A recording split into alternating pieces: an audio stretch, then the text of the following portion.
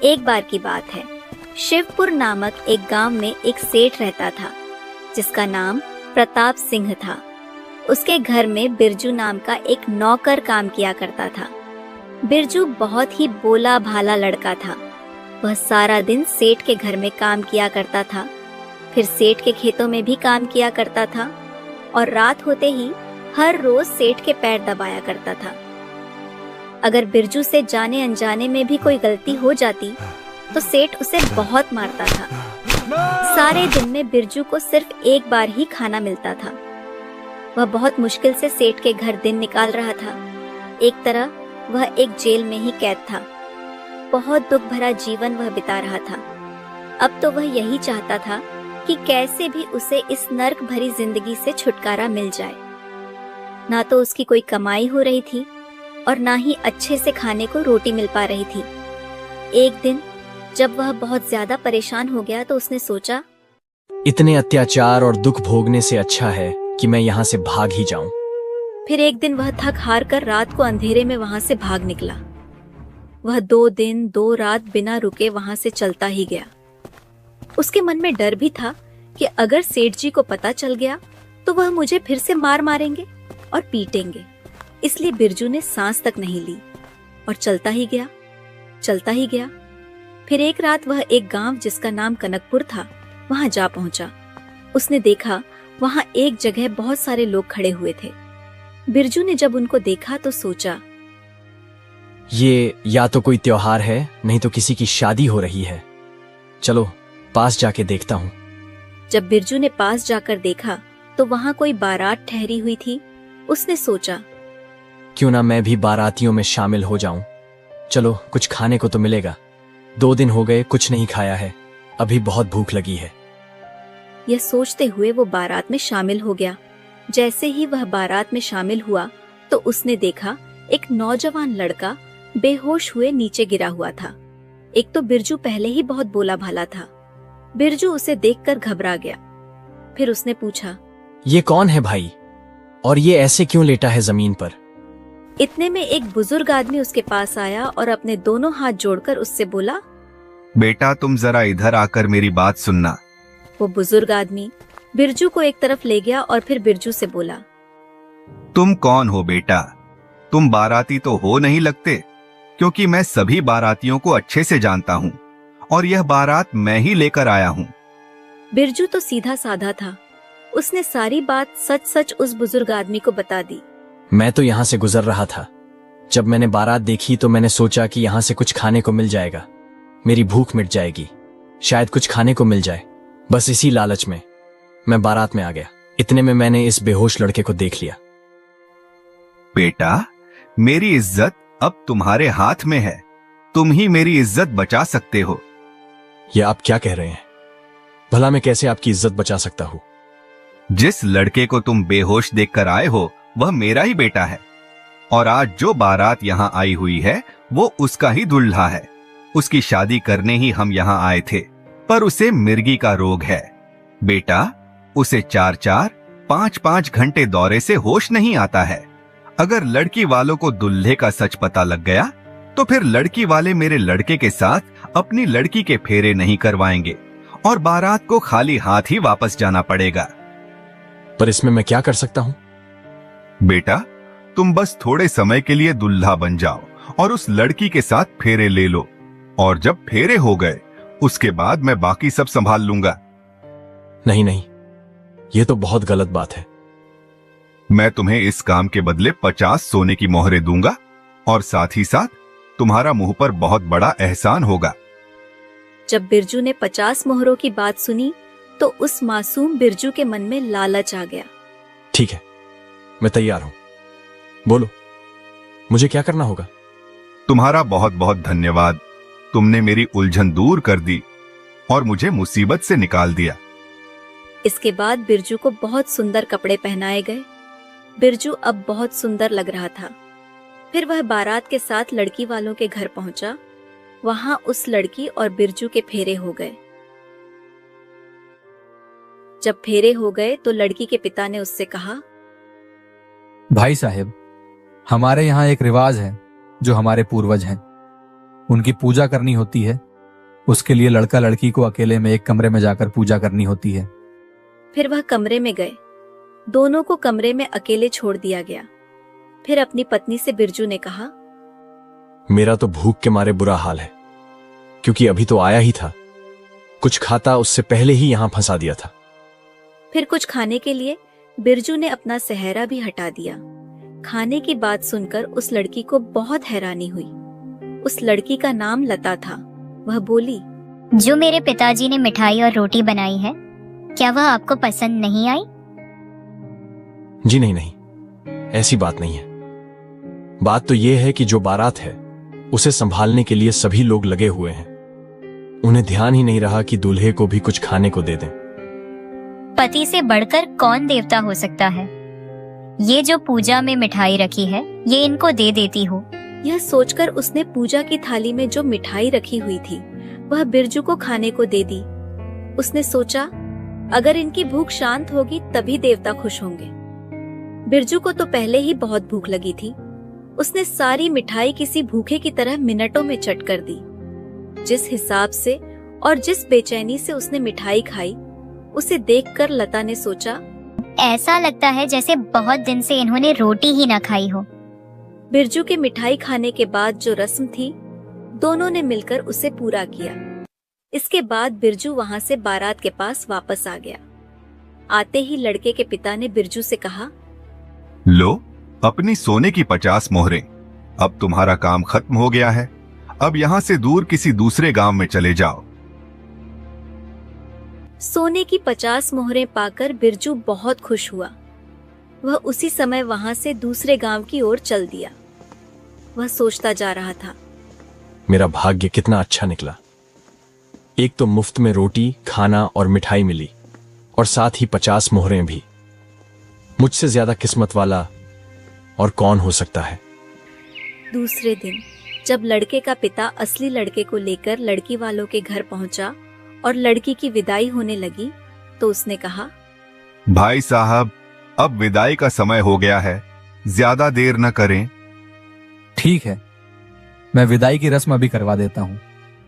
लेकिन जब लड़की का पिता अपनी बेटी के पास उसके कमरे में पहुंचा, तो उसने देखा कि उसकी पत्नी और बेटी दोनों उदास और घबराई हुई बैठी हैं। क्या हुआ?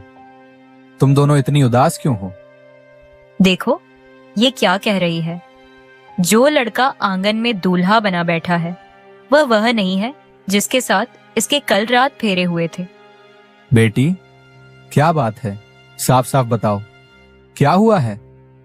पिताजी, यह वह लड़का नहीं है जिसने मेरे साथ रात फेरे लिए थे और पूजा की थी। अगर आपको यकीन नहीं होता तो मुझे और इस लड़के को अकेले में कमरे में बैठा दीजिए। दूध का दूध और पानी का पानी हो जाएगा। ठीक है, मैं अभी उस लड़के को बुलाता हूँ। वह लड़के के पिता के पास गया और कहा, मेरी बेटी आपके बेटे से अकेले में कुछ बात करना चाहती है, तो आप इनको थोड़ी देर अंदर भेज दीजिए। लड़के का पिता घबरा गया लेकिन मान गया। फिर लड़का और लड़की अकेले आमने सामने बैठ गए। लड़की ने कहा, कल देवताओं की पूजा करते समय हमने जो बातें की थी, क्या वह तुम्हें याद है? लड़के ने अंदाजा लगाते हुए कहा, हाँ, मैंने कहा था कि आओ देवताओं की पूजा करें। क्या उस समय तुम भूखे नहीं थे? नहीं नहीं, मैं कब भूखा था? मेरी बारात ने जब खाना खाया था तब मैंने भी पेट भरकर खाना खाया था। मैंने तो अच्छे से खाना खाया था। यह सुनकर लड़की को यकीन हो गया कि यह लड़का वह नहीं है जिसके साथ उसने फेरे लिए थे। वह तेजी से कमरे से बाहर भागी और अपने पिता से जाकर बोली, पिताजी, यह वह लड़का नहीं है जिसने कल रात मेरे साथ फेरे लिए थे। लड़की का पिता लड़के के पिता के पास पहुंचा और गुस्से में बोला, आप लोगों ने हमारे साथ बहुत बड़ा धोखा किया है। बताइए, वह लड़का कहाँ है जिसने फेरे लिए थे? लड़के का पिता घबरा गया और लड़का भी डर गया, जिससे उसे फिर से मिर्गी का दौरा पड़ गया और वह वहीं गिर गया, जिससे धीरे धीरे सारा सच सामने आ गया। लड़के के पिता ने कबूल किया कि असली दूल्हा बीमार था, इसलिए रात को किसी और को दूल्हा बनाकर भेजा गया था। लड़की का पिता और ज्यादा गुस्से में आ गया और बोला, अब यह शादी कभी नहीं होगी। जाओ, अपनी बारात यहाँ से ले जाओ, नहीं तो मारपीट हो जाएगी। लड़के का पिता मजबूरी में बारात लेकर वहां से चला गया। दूसरी तरफ जब बिरजू उस गांव से जा रहा था तो रास्ते में एक जंगल आया। जंगल में पहुंचने पर बिरजू को एक कुटिया दिखाई दी। वो कुटिया एक साधु का आश्रम था। प्रणाम साधु महाराज। तुम कौन हो? अपने बारे में बताओ, और यहाँ क्या कर रहे हो? बिरजू ने अपनी सारी राम कहानी उस साधु महाराज को सुनाई। साधु महाराज ने जब सारी कहानी सुनी तो वह भी बिरजू के भोलेपन पर हैरान हो गया। उसे बिरजू पर बहुत दया आई। इतना भोला लड़का इस कलयुग में? ठीक है, तुम यहाँ रह सकते हो। उसके बाद वो वहीं पर रहने लग गया। वो आश्रम के सारे काम करता। जैसे जैसे समय गुजरता गया, उस साधु ने बिरजू को बहुत सारी जड़ी बूटियां खिलाईं, जिससे बिरजू का दिमाग बहुत तेज हो गया। उसका दिमाग पूरा काम करने लगा और उसका शरीर भी बलवान हो गया। अब वो पहले वाला बिरजू नहीं रहा था। वह बहुत चतुर, चालाक और बलशाली हो गया था। जब साधु महाराज ने देखा कि बिरजू अब बिल्कुल तैयार है, तो साधु महाराज ने एक दिन बिरजू से कहा, अब वह समय आ चुका है। तुम्हारी जो घरवाली है उसके साथ अब तुम अपना जीवन बिताओ। वह तो तभी दूसरे लड़के के साथ विदा हो गई थी।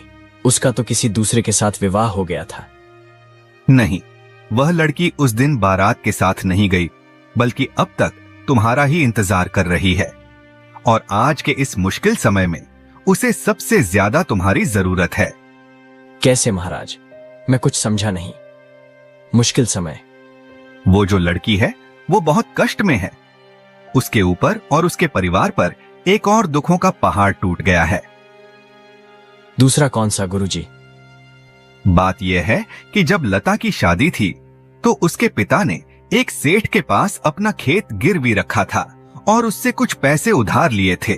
फिर जब लता के पिता ने पैसे वापस करने के लिए खेत और घर के कागज वापस मांगे तो सेठ ने देने से इनकार कर दिया।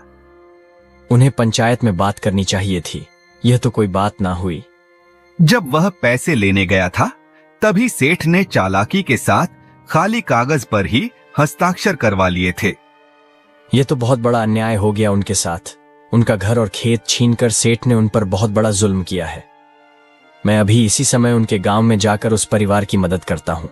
बिरजू ने साधु महाराज से आज्ञा ली और वापस मालपुर गांव की ओर चल दिया। वहां पहुंचकर उसने देखा कि लड़की का परिवार एक बाग में डेरा जमाए हुए है। उनकी इतनी बुरी हालत देखकर वह सोचने लगा, घर बार होते हुए भी, सब कुछ पास होते हुए भी इनको बेघर होकर रहना पड़ रहा है। जब वह बाग में पहुंचा तो सबसे पहले उस लड़की की नजर उस पर पड़ी। वो सोचने लगी, ये कहीं देखा देखा सा लग रहा है, जैसे पहले भी कहीं मिल चुका है। अरे ये तो वही है जिसने मेरे साथ फेरे लिए थे और पूजा की थी। वह बिरजू के पास आई और कहने लगी, क्या तुम मेरे एक सवाल का जवाब दोगे? हाँ, बताओ, क्या सवाल है?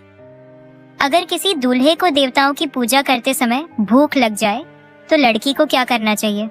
जो पूजा की थाली में भोजन रखा हो उसमें से ही अपने पति को खिला देना चाहिए। तुम वही हो ना? हाँ लता, मैं वही हूँ जिसको तुमने पूजा करते समय भोजन करवाया था और मेरा पेट भरा था। तुम मुझे ऐसे छोड़कर क्यों भाग गए थे? मेरे साथ फेरे भी लिए, पर जो तुम्हारा फर्ज था वो नहीं निभाया तुमने। उसे ही निभाने में यहाँ वापस आया हूँ। फिर लता ने बिरजू को अपने माता पिता से मिलवाया और बताया, माँ पिताजी, ये वही है जिस लड़के के साथ मेरे फेरे हुए थे। बिरजू भी उनको देखकर बहुत खुश हुआ और वह परिवार भी उसे देखकर बहुत खुश हुआ। बिरजू ने सब आपबीती उनको बताई। फिर उस परिवार ने भी अपनी कहानी बताई कि कैसे सेठ ने उनके साथ धोखा किया और झूठ बोलकर उनकी जमीन और घर-बार ले गया। पिताजी, अब आपको घबराने की जरूरत नहीं है। आप लोग दुखी ना हो। ऐसे हालात में पहुंचाने वाले उस झूठे सेठ को मैं खुद ही संभाल लूंगा और उसके बाद वह सारी बेईमानी भूल जाएगा। आज रात को मैं उसके घर डेरा लगाऊंगा। जब रात हुई तो बिरजू ने जाकर सेठ के घर का दरवाजा खटखटाया। सेठ बाहर आया। बिरजू ने उससे कहा, मैं एक मुसाफिर हूं, आज रात रहने के लिए जगह ढूंढ रहा हूं। क्या मुझे यहां रहने के लिए जगह मिल सकती है? बिरजू की बात सुनकर सेठ सोचने लगा। इसको यहाँ रख लेता हूँ और इससे अच्छा किराया वसूल करूंगा। ठीक है, आ जाओ, पर तुम्हें 10 सोने की मोहरें मुझे किराए के रूप में देनी पड़ेंगी। आपका बहुत बहुत धन्यवाद मुझे जगह देने के लिए, और मैं सुबह होते ही आपको 10 सोने की मोहरें देकर फिर ही यहाँ से जाऊंगा। इसके बाद सेठ ने बिरजू को एक कमरा दिखाया और उसे वहां छोड़कर खुद अपनी पत्नी के पास चला गया। जब वह अपनी पत्नी के पास पहुंचा तो उसकी पत्नी बोली, जी, आप किसको उठा लाए? ऐसे थोड़ी न किसी को भी घर में लेकर आते हैं। कोई बात नहीं, भाग्यवान, यह एक राहगीर है, रात निकाल लेने दो उसे, यह तो भलाई का काम है। हम कौन से इसको जानते समझते हैं? अगर कोई ठग या चोर हुआ तो हमारे सोते समय सारा कुछ उठाकर भाग जाएगा, तो फिर हमारा क्या होगा? बात तो तुम्हारी सही है भाग्यवान, पर हमें अब क्या करना चाहिए? मैंने तो इस बात के बारे में सोचा ही नहीं था। यह तो आप सोचो, आपको क्या करना चाहिए। तुम आज इसी कमरे में सो जाओ, मैं आज वहीं सो जाता हूं जहां वह ठहरा हुआ है। मैं उसके पास होकर उस पर नजर रखूंगा और तुम इस कमरे में उसकी निगरानी रखना। हाँ, यह बात मुझे ठीक लगी, पर हमें साथ ही साथ यह तरकीब भी सोचनी चाहिए कि जिससे हम सारी रात जागते रहे और उसे रात में चोरी करने का कोई मौका ही न मिले। तुम ही कोई तरकीब सोचो, तब तक मैं उसके पास सोने का प्रबंध करता हूँ। यह बात बोलकर सेठ उस लड़के के कमरे में चला गया जहां वह बैठा था। सेठ ने वहां पर अपने सोने का प्रबंध कर लिया। इतने में सेठानी भी सेठ के पीछे पीछे उसी कमरे में आ गई। अब वह तीनों एक ही कमरे में थे। सेठानी बिरजू से बोली, क्या तुम हमें कोई कहानी सुना सकते हो? अगर तुम हमें कहानी सुनाओगे तो रात जल्दी बीत जाएगी। आप लोग भी सो जाओ और मैं भी सो जाता हूं। कहानी सुनाने का अब समय नहीं है, मैं तो पहले ही बहुत थका हुआ हूं। वैसे कहानी सुनानी मुझे अच्छे से आती है, मैं कहानी बहुत अच्छे से सुनाता हूं, पर अभी आप लोग सो जाओ और मुझे भी सोने दो। यह बात सुनकर सेठ और सेठानी दोनों को बिरजू पर और भी शक होने लगा। यह बार बार सोने की ही बातें किए जा रहा है, कहानी सुनाने से मना किए जा रहा है। जरूर यह कोई ठग या चोर है, तभी यह हमें जल्दी सोने को बोल रहा है। मुझे तो कहानी सुनने की आदत है, जल्दी से मुझे कोई अच्छी सी कहानी सुनाओ। अगर आप लोग ज्यादा जिद कर रहे हैं तो कोई बात नहीं, मैं आपको एक कहानी सुना देता हूं। एक राजा था, वह बहुत घमंडी था। उसकी एक रानी थी, वह भी बहुत घमंडी थी, उसके जैसी ही थी। कहानी को बीच में ही छोड़कर बिरजू चुप हो गया और कुछ सोचने लगा। बिरजू को गहरी सोच में डूबा हुआ देखकर सेठानी बोली, बेटा, क्या बात हो गई? कौन सी सोच में डूब गए तुम?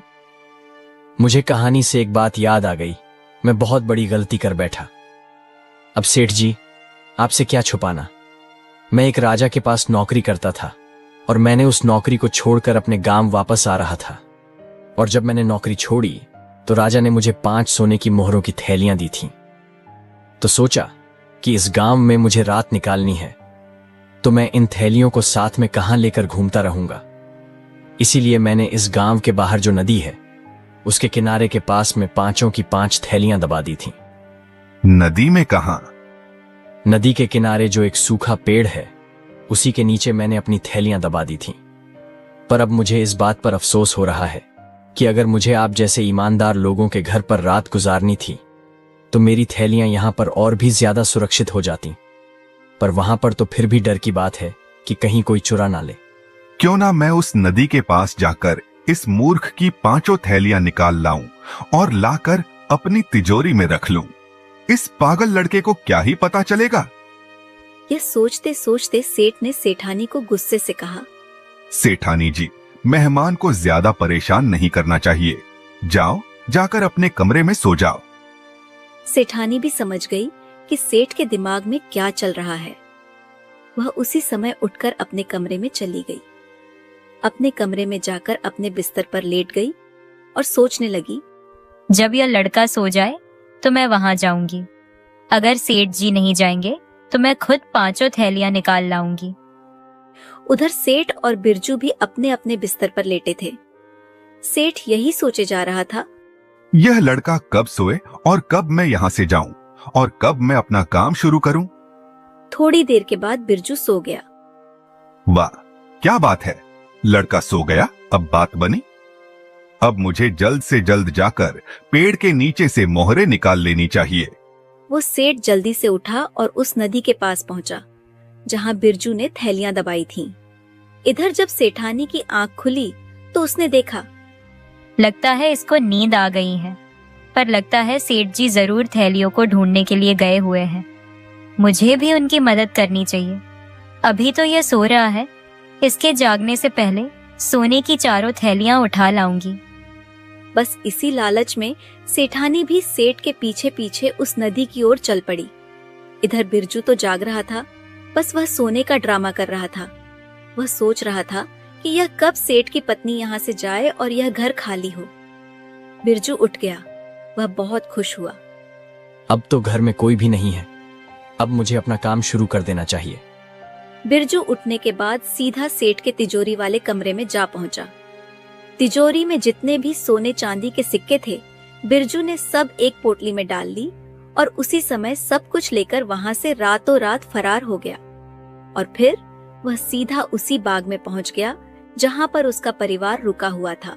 इधर जब सेठ और सेठानी घर वापस आए तो देखकर हैरान रह गए और रोने लगे। हे भगवान, हम तो लुट गए, बर्बाद हो गए। हम लालच में आकर अपना सब कुछ खो बैठे। तिजोरी की हालत देख वो समझ गए कि आज हम किसी और लुटेरे का शिकार बन गए हैं। इससे पहले हमने लोगों का ही शिकार किया था।